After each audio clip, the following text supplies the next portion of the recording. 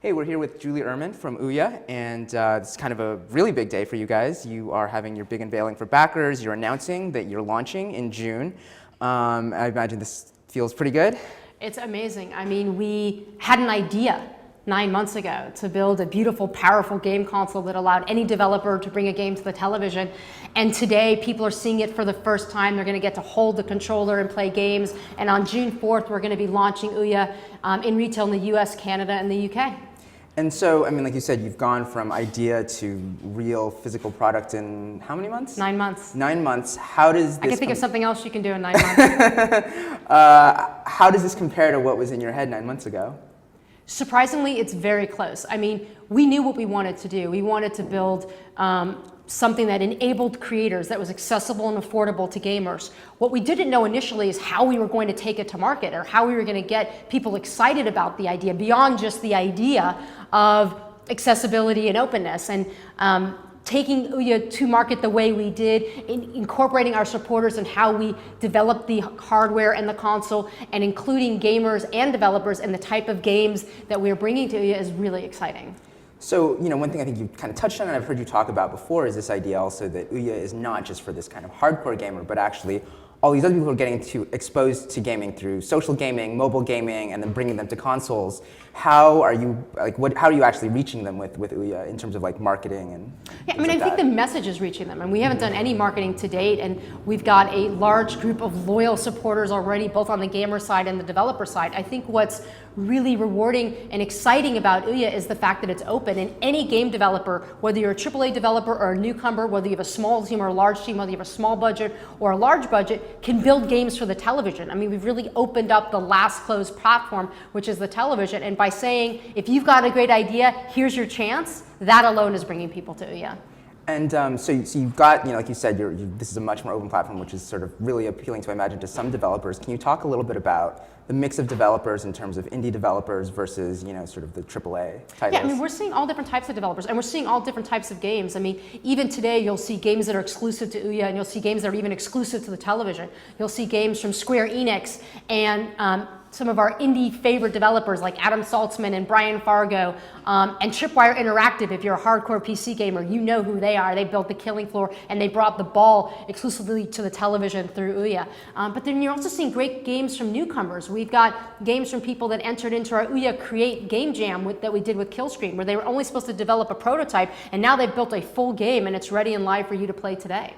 And I mean, was it hard to, you know, convince, especially the initial developers that, I mean, they're basically making a bet on you guys, and you're sort of launching the initial, you know, something completely new, essentially. Yeah. I would imagine having this enormously successful Kickstarter helped with that, but can you talk a little bit more just about, especially bringing the first developers on board? Yeah, I mean, we talked to a lot of people before we even engaged the audience in this idea. And the idea of an open game console really resonated, but you always run into this opportunity cost whenever you're dealing with creators, because there's always a known path to market where you know what the install base is, you know what the revenue opportunity is, and it's really hard to get them to zig away from that when they can forecast what that could possibly be. And with OUYA, I think what was exciting was just our path to market changed their minds. We didn't say, hey, we are building this, come build a game for us. What we said is, we want to build this, and if you want us to build this, we'll do it. And I think the amazing response and excitement we got from gamers from wanting this open game console told developers,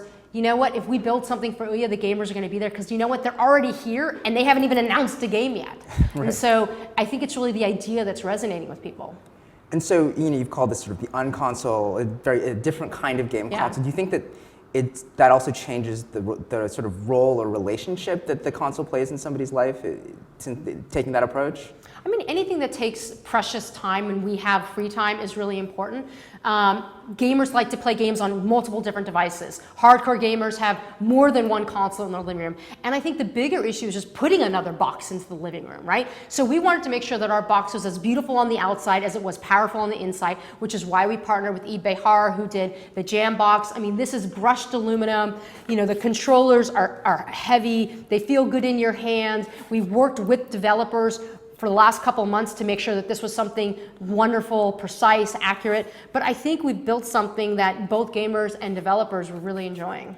Was there sort of a trade-off on your end in the sense of, like, obviously I would imagine that you are a startup, you're sort of constrained in some ways and sort of taking this kind of more perfectionist approach must in some ways be a little bit tough when you kind of want to get something to market as well.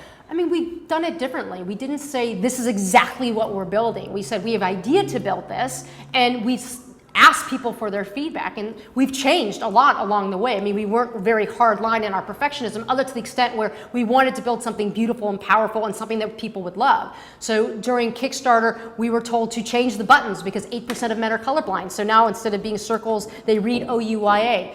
We were told by developers once they got the developer consoles that they really preferred a cross-style D-pad over a disc because it was more accurate, so we changed it. We were told that the triggers just weren't there yet, and we figured out what that meant, and we think we've made something that gamers and developers will love. Mm-hmm. So I think we're going to look at some of the software side in a second, but I'd love just to finish up on the hardware. I know you've at least mentioned an OUYA 2 at some point, and can you talk a little bit about just sort of what the release cycle is going to be? Yeah, I mean, the release cycle is going to be much closer to a mobile release cycle than a console cycle. We want to take advantage of the most powerful chips. We want to take advantage of component chips declining in price so we can pass that savings on to gamers. What we're not going to do is put in a new chip that doesn't have enough games optimized for it, where it's super expensive and we have to pass that on to gamers. So we haven't mentioned when next year we're going to launch a new OUYA. I mean, at the end of the day, we've only been really focused on getting this product out and making it great, but we'll have a tempered, thoughtful release cycle. Okay, great. Yeah, so I think this is our first chance to actually look at the interface as well. So do you want to just kind of take us through this quick overview? Of course. I mean, so what you'll see very, very clearly and initially is that OUYA is super simplistic. It's minimalistic. We thought about gamers, and we wanted it to be intuitive for anybody that picked up the controller and really immediately know what it is they want to do. So we have 4 categories: play, discover, make, and manage. Manage is settings, but play is anything that you want to play. So this is where you go for anything that you've downloaded. So it could be games, it could be apps. This is the stuff that you love to play. Where you find the content that you want to play is in Discover. This is our store. And so what you'll see in Discover channel is a lot of different ways that we have tried to help you find the most fun, best games. We have curated channels such as Featured, Go Retro, and Hear Me. These are games that have great sound.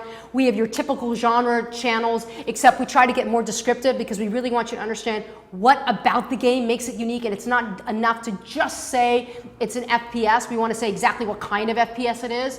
And then we have something called the Sandbox, which is basically where all the newest and the greatest titles go. But this is the place where people have to like it enough for it to jump out of the sandbox into a category where it can be merchandised. So it has to hit that minimum level of fun. And for us, that means it has to hit your minimum level of engagement. It has to be played enough, it has to have enough thumbs up, it has to be liked enough, it has to be shared enough, there has to be some engagement metric that says that this is fun, and then it makes its way out. The last channel is the Make channel. This is for gamers and developers. It's for developers to put up early builds or demos of their games, or to tell you something new about what's coming. It's for your side-loaded content. So if you have movies or television shows, you can side-load content and have it here. And it's also a place where as a gamer, you'll be able to learn how to make games, and we'll have tutorials and information about how to build a game and how to market a game.